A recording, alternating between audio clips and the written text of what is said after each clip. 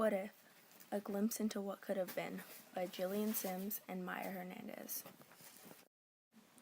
In 1848, the Whig Party followed an old and popular tradition and nominated the hero of the Mexican-American War, General Zachary Taylor. Taylor went on to win the election with 47% of the popular vote and took office in 1849. President Taylor was greatly angered by rumors of Southern secession and informed Southern leaders that those taken in rebellion against the Union would be hanged with less reluctance than he had hanged deserters and spies in Mexico. Taylor desperately wanted to keep the Union united. Shortly into the 12th president's term, Taylor died suddenly on July 8, 1850, after contracting cholera, pushing his vice president Millard Fillmore into office. But this news wasn't terrible to all, seeing as how Henry Clay, the great compromiser, had introduced a series of resolutions in an attempt to seek a compromise and avert a crisis between the North and the South. President Taylor had planned on vetoing any compromise from passing. The now President Fillmore openly supported the efforts of Clay and passed the Compromise of 1850.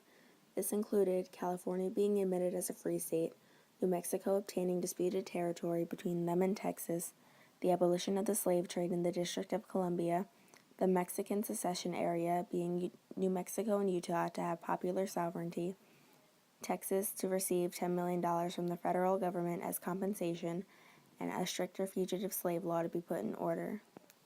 The public discussion of slavery during the Compromise of 1850 turned the northern and southern sides of the party against each other, and they could no longer agree.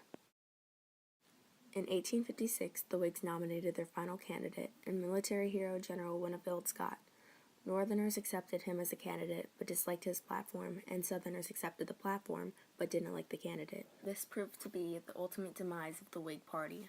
On a different note, as an effect of the fugitive slave law bringing the institution of slavery right up to Northerners' doorsteps, Harriet Beecher Stowe wrote Uncle Tom's Cabin about a slave being sold away from his family. She successfully showed people the hardships and evils of slavery.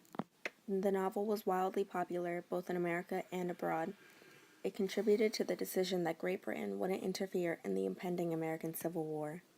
In 1854, Senator Stephen A. Douglas proposed the Kansas-Nebraska Act. This stated that the territory of Nebraska would be split into two, leaving the slavery issue to be decided by popular sovereignty. Now on to our what if. What if Zachary Taylor completed his term as president? Well, in 1849, he still would have been nominated by the Whig Party and still would have won with the same amount of votes.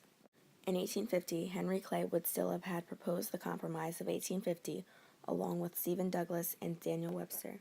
Now, because Zachary Taylor had not died, he refuses to compromise on his beliefs and vetoes the bill. Instead of the tension between the North and South being pacified, they return at an all-time high. In 1851, motivated by the ever-growing hatred between both sides of the country, Henry Clay tries one last time to pass a compromise. He manages to have both sides create only two resolutions. California would be admitted as a free state, and the South would get their stricter fugitive slave law. Zachary Taylor's main goal at this point is to keep the Union together at least until the end of his term, so he allows the Compromise of 1851 to be put into law. Like in the real timeline, Northerners are outraged once they receive word of the fugitive slave law. The institution of slavery was now brought into their living rooms. Harriet Beecher Stowe is still inspired to write Uncle Tom's Cabin, and Northerners plan to resist any attempts to bring slavery above the Mason-Dixon line. The Ostend Manifesto was leaked, and Northerners grew more and more infuriated and worried about the South's growing power. This begins a slippery slope to civil war. In 1854, the Kansas-Nebraska Act is set into motion, and Northerners feel the need to defend their free land from incoming slavery threats. The repeal of the Missouri Compromise ignites the first shots of the Civil War when Northerners attack Southerners attempting to enter into the territories. Once attacked, the South secedes earlier than it was prepared for. The Civil War is now in full effect.